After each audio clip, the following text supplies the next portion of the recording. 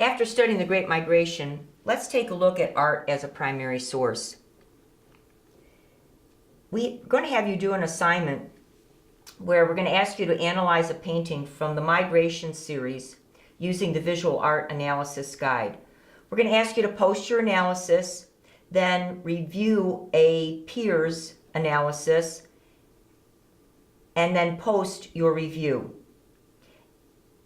Additionally, what we'd like you to do is answer a question. Why should art be used as a primary source? And then perhaps provide some examples on how you intend to use art in your teaching. The Migration series, painted by Jacob Lawrence, can be viewed online. Not everybody can get to New York, but if you can, go and see the Migration series at the Phillips Collection or the Museum of Modern Art. The links are there for you to use in order to see the paintings online. The odd-numbered ones are at the Phillips, the even-numbered ones are at the MoMA. They share.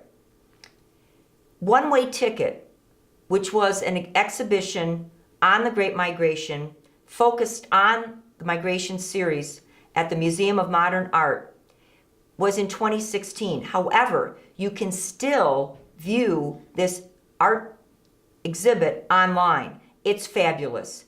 Take the time, check out One-Way Ticket. You'll see music, you'll see art, you'll see photography, you'll see literature, biographies, maps. It's fantastic. Do yourself a treat and take a look at One-Way Ticket at the Museum of Modern Art's website. Let's take a look at Jacob Lawrence and just get you familiar with him just a little bit. He paints the Migration series from 1940 to 1941. He's 23 when he paints this. His family moved to Harlem in 1930. He was in the Harlem community during the Harlem Renaissance.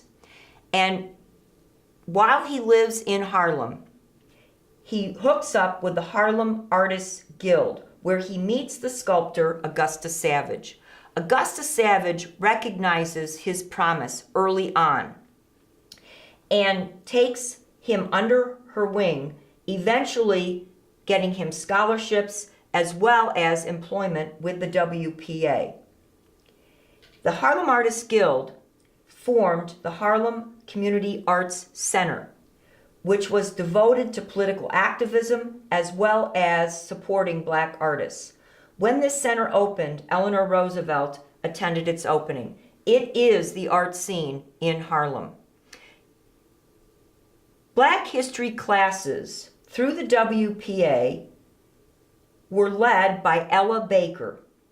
Ella Baker taught labor history, black history, Pan-Africanism, and one student in her class was Jacob Lawrence.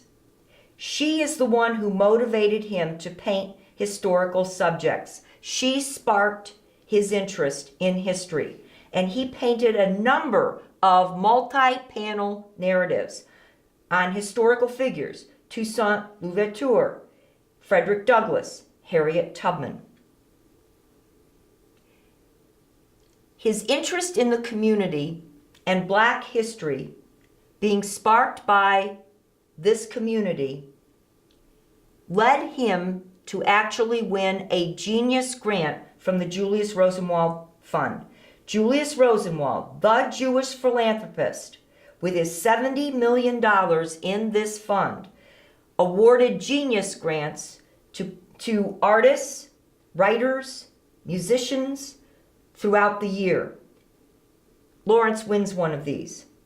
Now what he is able to do is to devote himself to the study of history by reading books by, for example, Woodson and Du Bois and Toomer's Kane. He also will study journals and documents at the New York Public Library's 135th Street branch.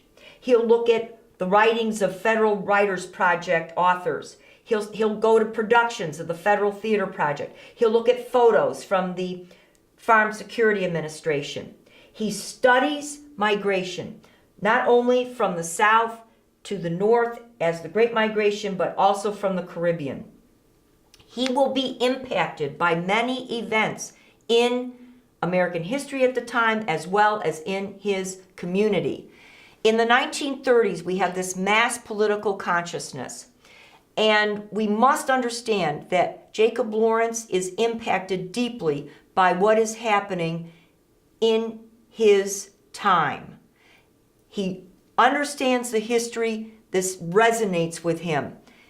The historical context of the paintings are, of course, the racial injustice in the North and the South, the injustice that we have been studying. Also, Adam Clayton Powell, this titan of community organizing in Harlem. Lawrence witnesses this amazing community organizing. He also knows of A. Philip Randolph's attempt to establish fair employment practices in the federal government by threatening a march on Washington. He has heard Marian Anderson on the radio at the Lincoln Memorial. And he knows of Billie Holiday's recording of Strange Fruit. These events impact him deeply. His study of history leads him as a painter to be motivated to do a work which will impact Negro history and Negro events of the time. Having no Negro history makes the Negro people feel inferior to the rest of the world. I didn't do it just as a historical thing, but because I believe these things tie up with the Negro today. It's all about relevancy. The iconic pictures of the migration series are well known to us. They're in all of our textbooks.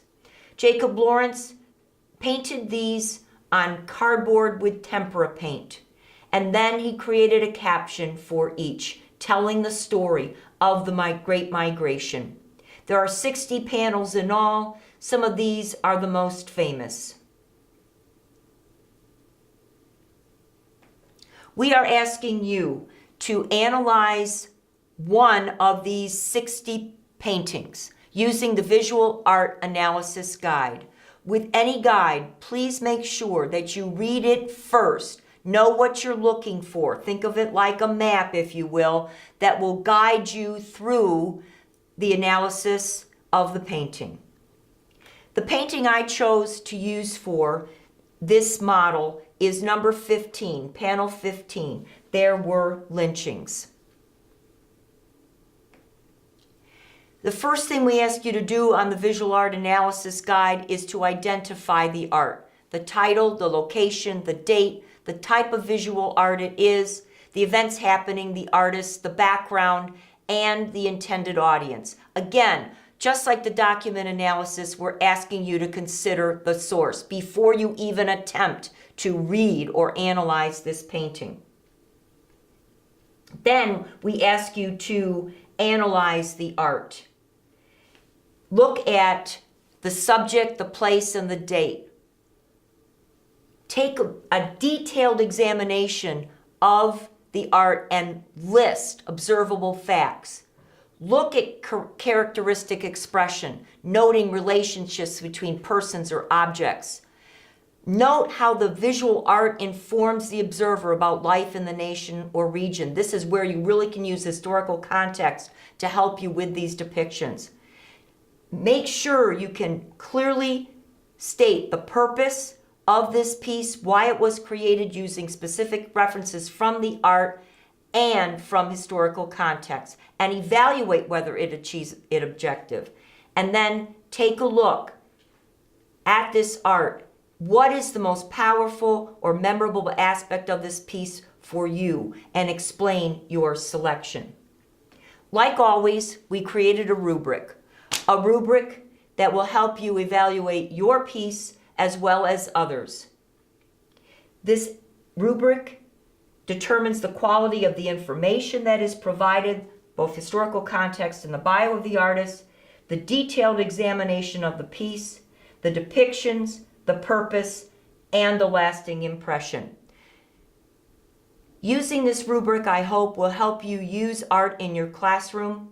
Also, let me suggest that you have your students read out loud each of the 60 pieces that complete the migration series to enhance their learning, to reinforce their learning.